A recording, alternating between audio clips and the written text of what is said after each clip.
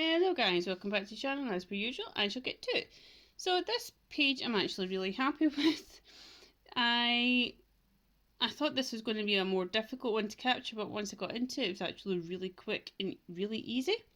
So this one took me 2.5 minutes, this one took me 1 minute 50 seconds, and this one took me 1 minute 40 seconds. So I'm utilising geometric and observational methods, and this is creating a much effective and efficient way of sketching. Get the foundations of art, which is sketching and proportions, specifically proportions and the ratio and the structure of whatever you're sketching or trying to capture.